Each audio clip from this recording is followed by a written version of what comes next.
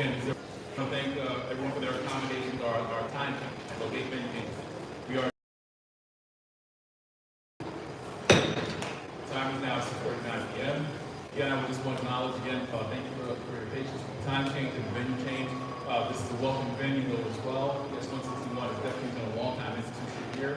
My kids went here as well, so it's a homecoming as well. I want to thank everyone for coming out this evening for our general board meeting for Brooklyn Committee Board 9 for November 2025. This time we are going to announce the rules of order. I thank everyone for your patience. So this meeting of New York City Community Board 9 Brooklyn is called to order on November 20th, 2025 at PS 161, 330 Crown Street, Brooklyn, New York 11225. Under the applicable statutes of New York State, the New York City Charter, bylaws of CB9, and Robert's Rules of Order. All community board meetings shall be conducted pursuant to the New York State Public Officers Law, the New York City Charter, the Open Meetings Law, and any other applicable laws. The community board's bylaws shall govern meetings where they do not conflict with applicable laws, and Robert's Rules of Order shall govern meetings where they do not conflict with the applicable laws and the bylaws. All community board members shall be provided with a reasonable opportunity to address the community board on any matter of the board or that pertains to the commission. During general board meetings, members of the public may be allowed to speak during the portion of the meeting designated as the comment section. Subject to any modifications and guidelines established by the chair of the community board or his or her designee, each public speaker shall sign in and give a brief description of what he or she will comment on prior to speaking. Public speakers will be allotted a time limit of 3 minutes, each commencing from the beginning of the speaker's remarks. Time cannot be shared or allotted to all speakers. The chair or his or her designee determines that there is not sufficient time in the meeting. The public comment section may be deferred to either the end of the general board meeting or the beginning of the next general board meeting. Public comment period shall be 30 minutes in duration. During general board meetings and committee meetings, and outside of the public comment section, portions of meetings, members of the public may ask questions and comment upon agenda items only when recognized by the chair, committee chair, or their designee. All board members and members of the public shall conduct themselves in a courteous, professional, and orderly manner. Obscene, threatening, or harassing language, slander, threats of violence, personal attacks of any kind, or offensive comments that target or disparage any ethnic, racial, age, or religious group, gender, sexual orientation, or disability status are prohibited at all board meetings. No member of the public shall display signs of blackening in a disruptive manner, disruptively applaud participants in debate, or engage in disorderly conversation or other disorderly behavior which may disrupt the proceedings of the meeting. Audio and visual recording of board members are permitted unless they interfere with meetings in accordance with the Open Meetings Law. The recording must be conducted from a fixed location and in a manner which does not interfere with the meeting. The chair or his or her designee shall have the discretion to prohibit video or audio recording that interferes with the meeting. Recording is not permitted during the executive session. Any board member or member of the public who uses obscene, threatening, or harassing language, slander, threats of violence, personal attacks of any kind, or offensive comments that target or disparage an ethnic, racial, age, or religious group, gender, sexual orientation, or disability status, or who otherwise becomes disorderly while at a board meeting, shall be removed from the board meeting at the discretion of the chair or his or her designee. No board member or member of the public shall be permitted to speak on the cellular phone during the community board meeting while the meeting is in progress, other than for emergency meetings. All cellular telephones are required to be turned off or on vibrate mode. Lastly, during general board meetings, the enforcement of this code of conduct shall be conducted under the discretion and direction of the chair or his or her designee. During committee meetings, the enforcement of the code of conduct shall be conducted by the committee chair or his or her designee. The New York City Police Department and Building Security may assist with the ejection of any individual from a board meeting or committee meeting violating this code of conduct. I want to thank everyone for your patience as I read this. Ultimately, all we ask is that everyone is respectful. All we ask is that everyone is respectful as we have our conversations, and that we respect the fact that we are not always going to agree on matters. But we can be respectful even in disagreement, and it's through those conversations, and sometimes tough conversations, that we will be able to come to solutions that benefit the community. Because that's why we're here, is for this community. And thank you.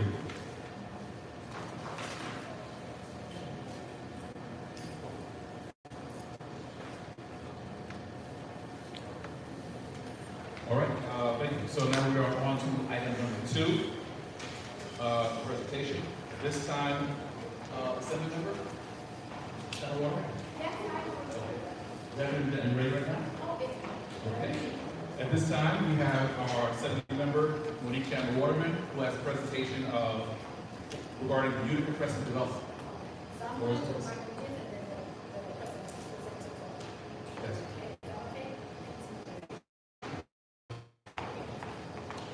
Thank you so much, Chair. Thank you to the Executive Board. Thank you to the family here at CD9 who always take care of me before I was elected to now.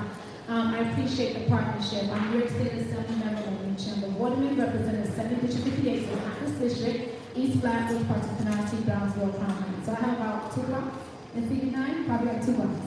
And today, before I get to that, I just want to give a quick announcement about some of the things that we have going on. I do have a turkey giveaway that's happening on Saturday.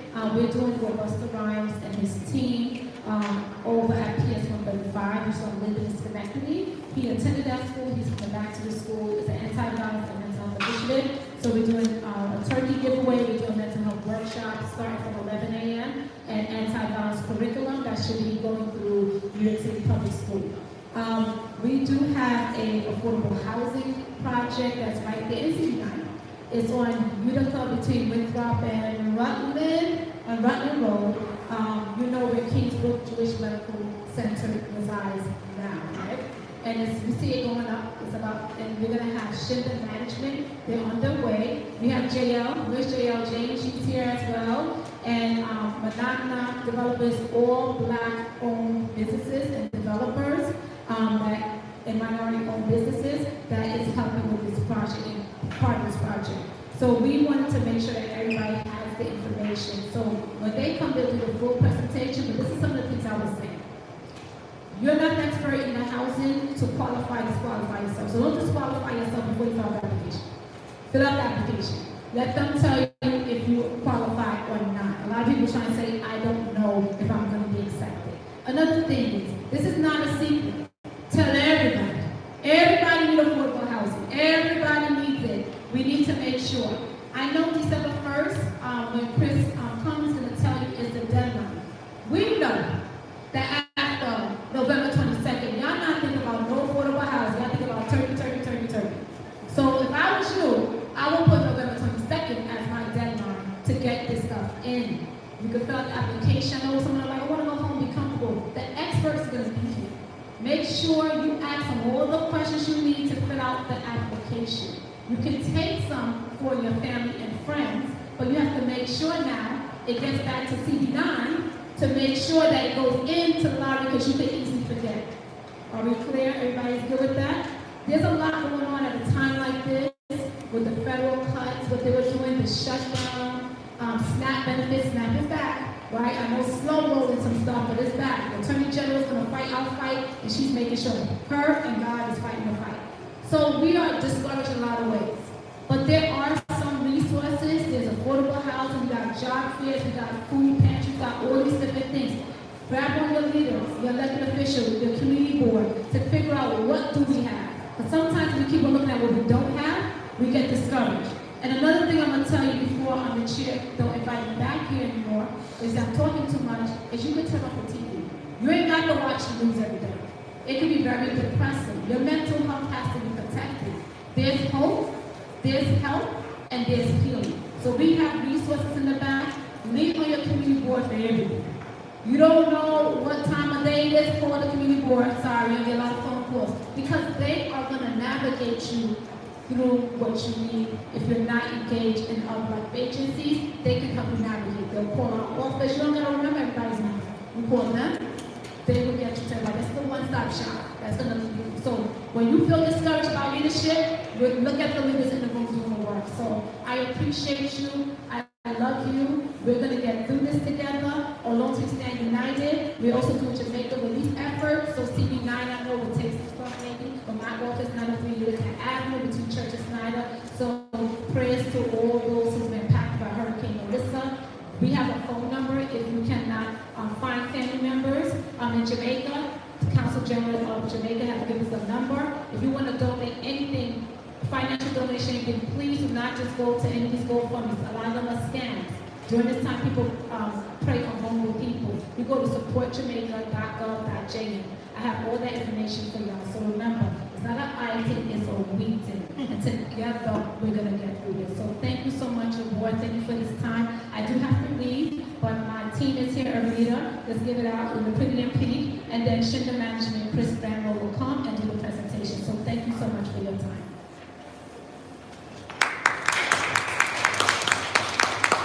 And thank you so much, Assembly Member, for all the work you do, and it's a partnership, and we thank you for everything you do and your representation.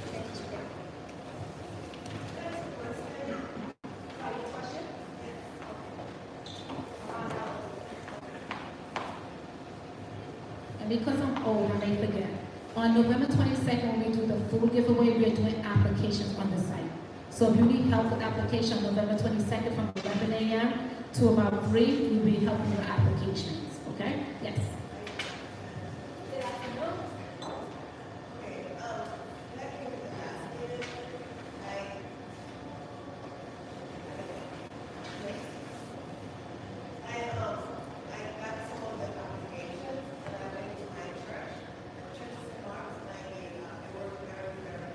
Thank you.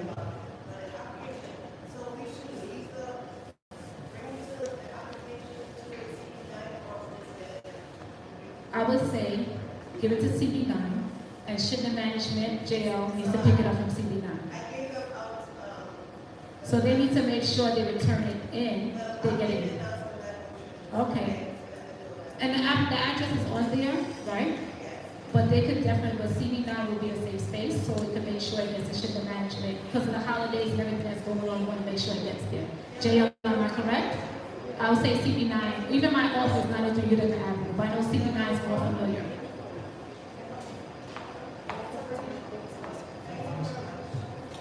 Thank you so much.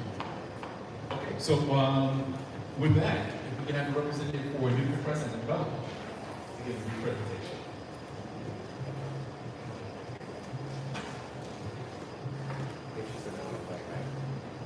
Do we have a representative for Youth President? I think they're on the way. I apologize. Is somebody giving the presentation or?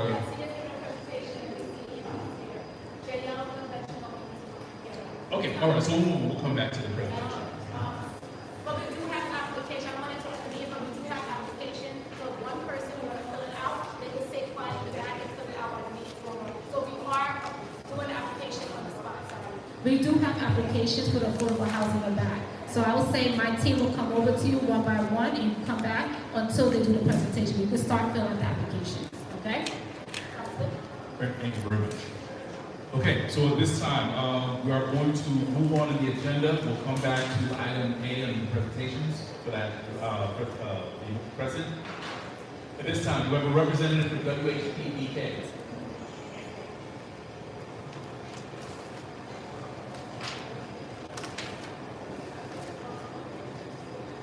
Call for a second time. Do we have a representative for WHPBK at this time?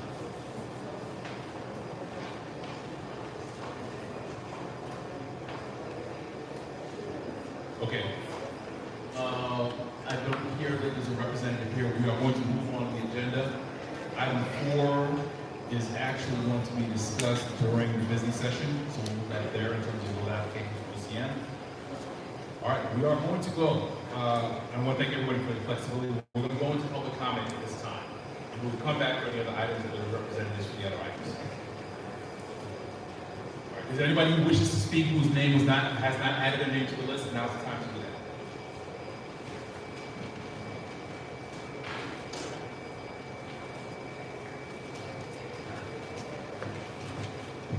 All right, our public comment session is beginning. Time is now 6:53.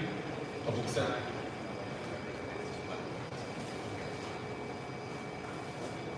All right, 6:53, we're going to 30 minutes or until we've exhausted the list. And I would remind, just to keep it flowing as well, if you are a representative for a public official or a city agency, please make sure you sign onto the list. We'll be doing acknowledgements immediately after the public commentary session. And we'll go back to those other items for presentation.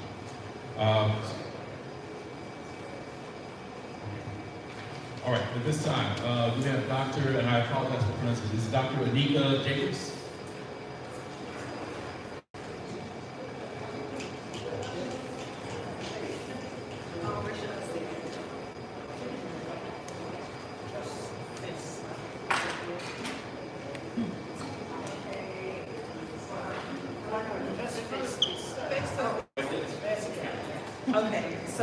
Good evening, everyone. My name is Dr. Anika Jacobs. I am a dentist, a health equity advocate, and a native New Yorker, proud Brooklynite. I'm here tonight to speak in support of a bill that has the potential to impact not just this community, but the entire city. And while I understand that no one on this board directly votes on city council legislation, my goal here tonight is really to raise awareness about this bill and to ask for the board's support in moving the issue forward. And so the bill is Introduction 1177-2025. And this requires restaurants across New York City to display warning icons when menu items exceed the daily recommended limits for sugar and salt. I know that it's a small change, but it can have a huge impact, especially in this community. Because just in this small little slice of Brooklyn, we have nearly 1 in 3 adults that are living with high blood pressure and obesity, and we also have around 1 in 10 residents that has actually been diagnosed with diabetes. And both of these rates are pretty much higher than the citywide averages. And the reason why that's important for me, because as a dentist, I've had many patients who have come sit in my chair and who have these chronic conditions. They've lost teeth because they're diabetic. They get turned away for treatment because their blood pressure is too high. We cannot treat patients who have high blood pressure. It's just against the rules. So I know that a warning label is not a solution to the huge problems of health inequity and food inequity in our city, specifically in this community. However, it is a start. And we're not trying to solve the problem with this one thing. This is more so about transparency, so that when you and members of your family go to restaurants, you know exactly what you are eating. You know if it has a high sugar content, and you know if it has a high salt content. And those warning labels can be the difference between you choosing a meal that is not particularly healthy for you and you choosing something different.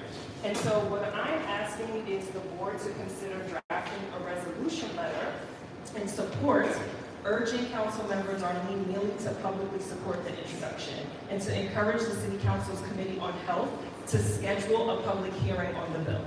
And the last thing I want to say is that Brooklyn has always been a leader in shaping health policy throughout history. New York City, in the history of New York City, we've been leaders in that. And we always put people first. And so by standing behind this legislation, the community board can really send a clear message that this neighborhood values health equity, it values health and prevention and transparency. Thank you. Thank you very much. Thank you. All right, next on the speakers list, we have, is it Sorley Rafai? I apologize again. No, it's okay. Yes.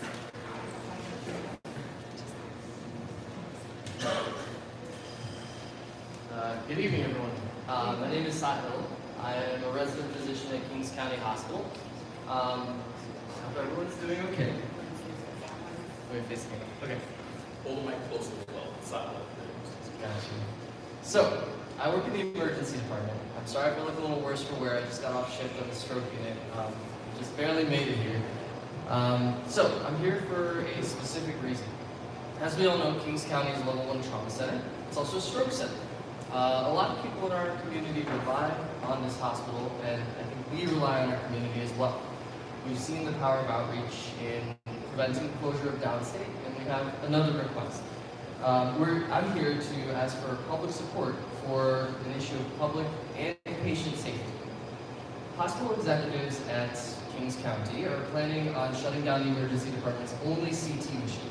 Now, this CT machine is about 5 feet from our trauma room, and it serves a critical function in our emergency department. It helps us diagnose strokes, internal bleeds, perforated organs, any level of trauma. We need it, and we need it there. Our patients get CT scans within seconds in the most critical cases. Now, the hospital administration is planning on shutting down the CT to remodel, and the only option they've given us for a secondary CT is in a different department, on a different floor. This will increase the amount of time it takes for us to get our patients their critical and important scans, which you all know, probably from family members and definitely from word of mouth, that time is critical. They knew about this plan 18 months ago. Can you guess when they let the nurses, techs, doctors, everyone on the front lines that this was happening? About exactly 3 weeks ago. 3 weeks ago. Now, we've spent these 3 weeks marching, talking to management, attempting to get some sort of conciliatory message from them on a plan to preserve patient safety. And all we've gotten back is your concerns have been heard and they've been addressed. There has been no plan B to keep a CT functioning in the emergency department at all. We presented a few plans, and I won't go into detail because I have limited time, but all of our questions have remained unanswered and all our proposals have been rebuffed. We held a rally outside the hospital yesterday. Almost 300 people signed our petition from the hospital itself, and almost 50 people showed up. No one from management showed up to hear our cause. Now, we are writing a letter to the CEO of Health and Human Hospitals, as well as the CEO of Kings County itself, Mr. Katz. We're here to ask humbly that the community and community board support our cause and sign our petition and hopefully make some noise to help protect our patients and our hospital's functionality. We're here for patient safety. It's not a joke to us. We do this every day. Thank you for your time. If you do feel strongly or would like to sign our petition, please see me afterwards. I have a QR code. Thank you again. Thank you so much for coming. Question? Yes. Would you like to go? I'm gonna get, Yes, absolutely. I'm gonna get, Right, so Dr. will be here, so if you'd like to get it, Doc, will you be here for a few more minutes? Yes, I'll be here double time. Okay, so if you'd like to get information about or get the QR code, he'll be here, and so you'll be able to pass. Can we write a letter and support the government, not to say Yes, Get any we have a information. letter that is available that we'll add signatures to. And I would love if you guys added a letter in support. That would be awesome. We'll see what we can do with that in terms of direct communication, or perhaps we can refer to our health and social services committee, so they might get it. Beautiful. Beautiful. Thank you guys. Thank you very much. All right, no problem. Thank you guys. Thank you. Yes.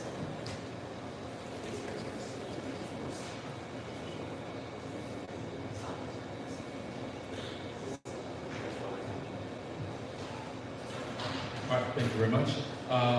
Next we have, is it Ahmed or Ahmed Amer? I got it wrong, please forgive me. He actually might still be at work. It's coming for the same. Yes. Okay, next on the list, we have Eric Woodley.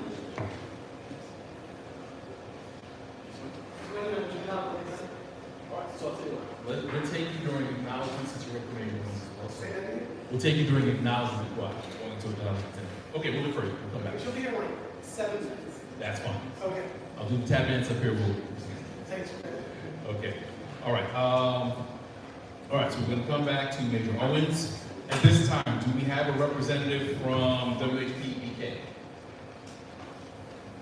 Okay. All right, so going back in the agenda, we have one application that we are considering this evening for the New York State Liquor Authority. This is for WHP-EK LLC, located at 259 Rogers Avenue, Cross Street President and Carroll Streets. This is for a new wine, beer, and cider license. They came and presented before the Public Safety Committee, and the recommendation was to for the application to come forward for approval by the board. We have the applicant this evening. Can you please come forward? If you just tell us a little bit about your style, just a couple of minutes. Hi everyone, my name is Marcello Di Peralta. I'm also a native New Yorker, originally from Staten Island. And with WHP is actually Wizard Hat Pizza. We wanted to, me and two of my partners want to open a pizzeria on Rogers Avenue, and we're really excited about it. We're really excited about this project. It's been a viral sensation, so it's really exciting to get a brick and mortar spot. We love Prospect Breakfast Garden, so we're excited to stay in the neighborhood. Our major pizza guy has been here for many, many years, but like I said, this is his first actual store, and we're behind him 100%. If you have any questions, We can take a couple of for the applicant.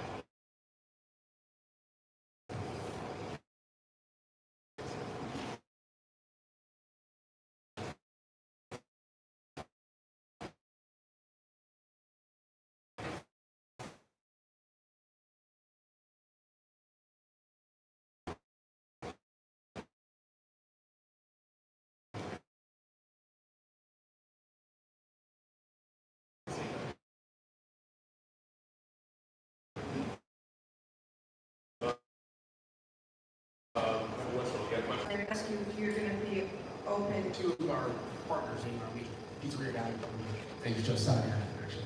And Josiah is actually a native,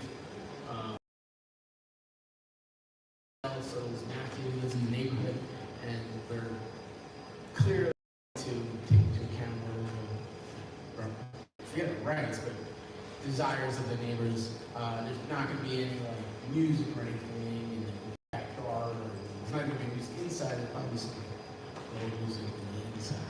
That's great. There's no music out there. There's no late hours that we're expecting at all.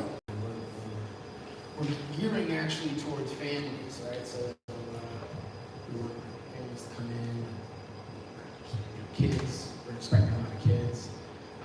We're gearing our design towards it. A lot of the furniture and artwork is like really kid-oriented, and there's no intention to stabilize. It wouldn't be. We don't see it as profitable, to be honest. No. So those concerns are certainly been talked about and discussed, and we're keeping it in mind. All right, thank you. Wonderful. Of course. Does anybody else have any questions whatsoever? What's the establishment that was before? That's all.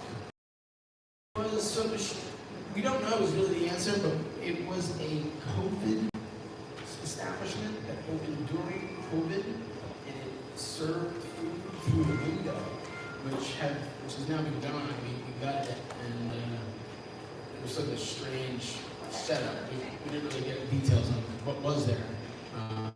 But there's no. We got it.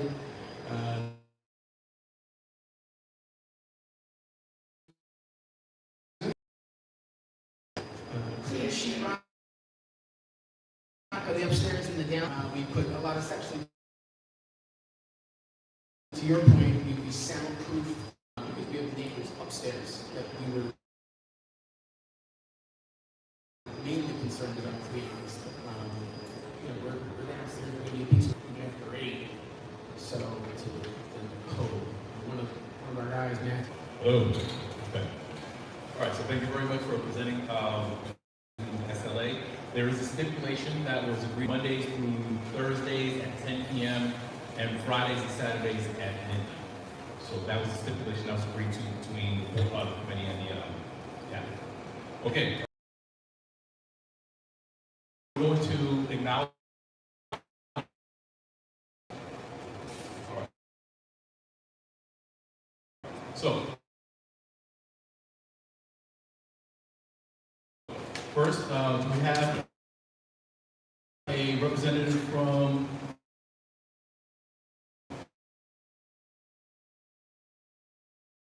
Mayor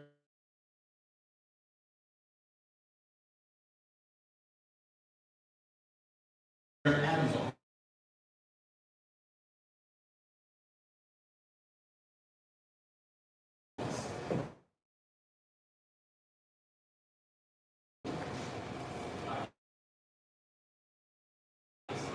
He stopped by earlier and emailed us before we began to go. Melissa, our drop-off is at Brooklyn Borough Hall, 209 Geralman Street, anytime between 9 a.m. and 4 p.m.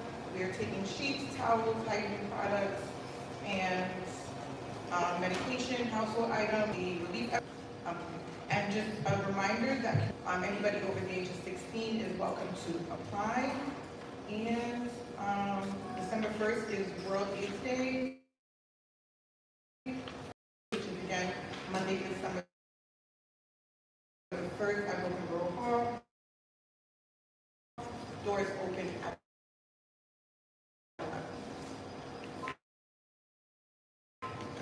And again,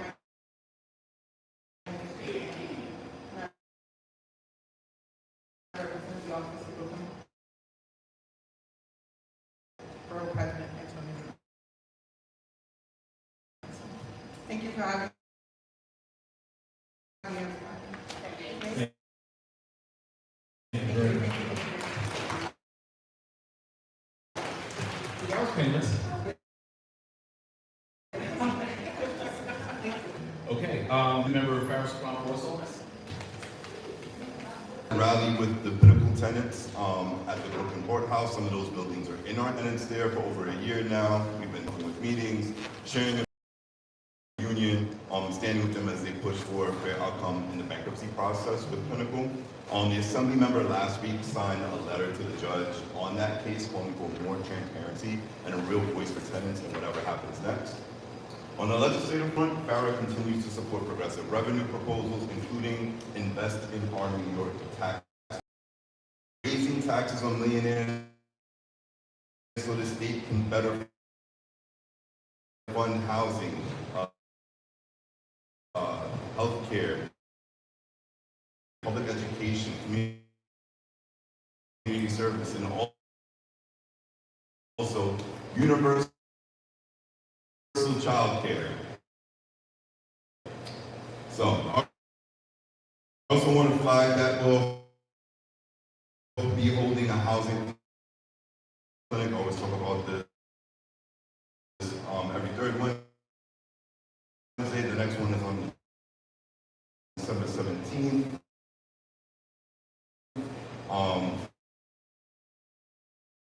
At 55 Hanson Place, where the state repairs, landlord issues evictions, or just asks questions. We've been having a bunch of legislative breakfasts all week, every base organization. With heat or hot water, please call 311 and then reach out to our office, or also reach out to your city council people. Hopefully get your heat turned back on for inspections and filing and things like that.